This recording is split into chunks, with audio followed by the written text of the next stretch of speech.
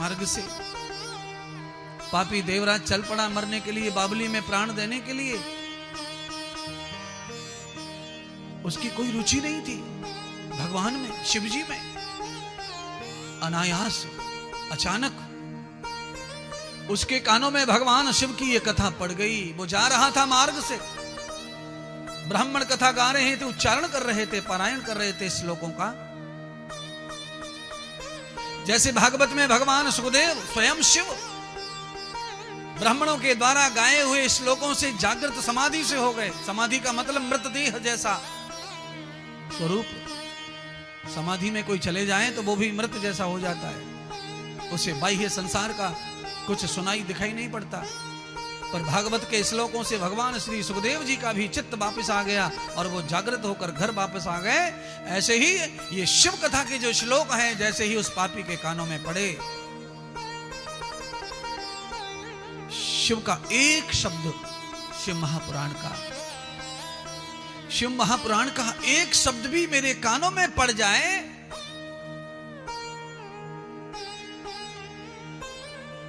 तो जैसे दर्द हो रहा है कान में, सरसों का तेल गरम करके अम्मा डाल देती है और दर्द में आराम हो जाता है। ऐसे ही कान में एक शिव शब्द चला जाए, एक कथा का एक ही शब्द जाने के बाद हमारे अनेक अनेक जन्मों के पापों में आराम पड़ जाता है।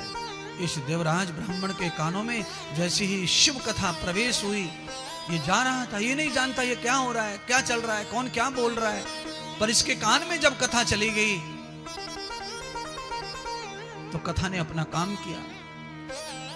देखिए, कभी कभी बंदूक साफ करते करते, कभी कभी हम जब उसमें कास्तूर लोड करते हैं तो कभी कभी बंदूक अचानक चल जाती है बिना चलाए, धोखे से, और बंदूक की नली के सामने जो आ जाए गोली उसको मार डालती है।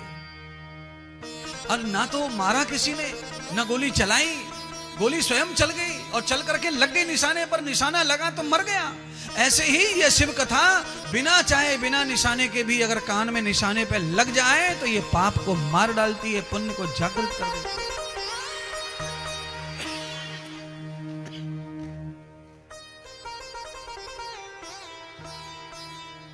और इसे श्रद्धा से कोई सुने तो उसका कहना क्या है? इस कथा को श्रद्धा से कोई सुन ले तो उसका तो वारा न्यारा हो जाएगा। ये तो अचानक अनायास भी कान में पड़े, क्षण भर भी हम कथा में खड़े हो गए, बैठ गए, रोड पर चलते फिरते। एक पल की कथा हमारे न जाने कितने बड़े पाप को, कितने बड़े एक्सीडेंट को बचा सकती है।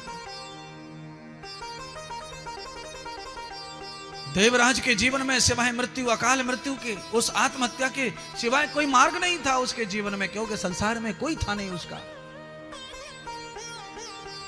देवराज ने इस पावन कथा को ठहर के सुना, रुक गया। चलते चलते जो कथा कान में पड़ी ना, उस कथा के पुण्य के कारण ही देवराज को इतने पाप जल गए कि वो कथा सुनने के लिए ठहर गया। अर्थात कथा सुनने के लिए वही व्यक्ति ठहरता है जिसका पाप नष्ट हो गया हो।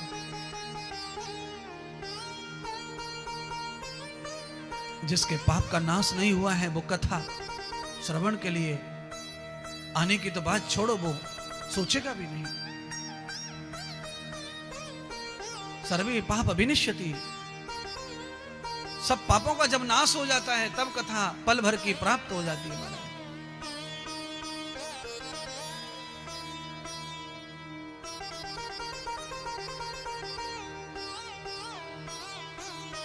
पैसा आएगा जाएगा, समय आएगा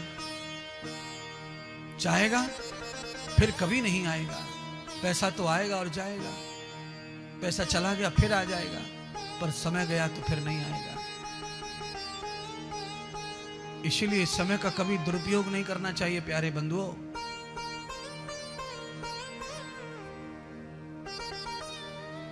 और कभी कभी कथा इसलिए खास हो जाती है कि ये समझकर कि वक्ता कौन आए हैं, कौन कह रहे हैं कथा। वक्ता अगर सूत जी हैं तो कथा अवश्य सुनो, वक्ता अगर सुखदेव अवश्य सुनो, सारी दुनिया को छोड़ दो, क्योंकि देवता तरस रहे उनकी कथा श्रवण करने के लिए।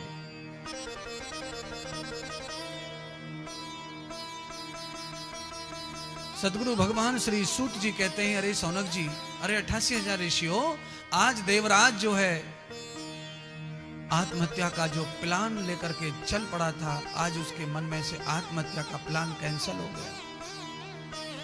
आत्महत्या करके और पाप करना चाहता था, वो खत्म हो गया। अब आत्महत्या कैंसिल। कहा गया?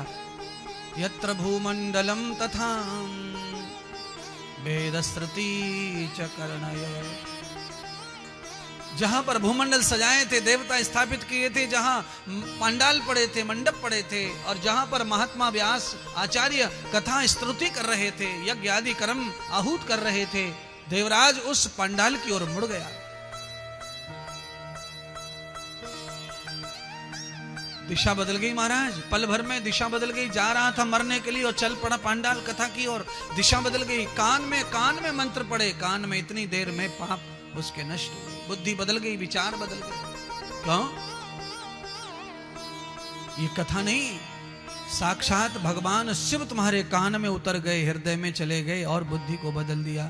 ये कथा शिव है, भागवत कृष्ण है, रामायण राम है, देवी पुराण जगदम्बा है, गणेश पुराण गणेश है।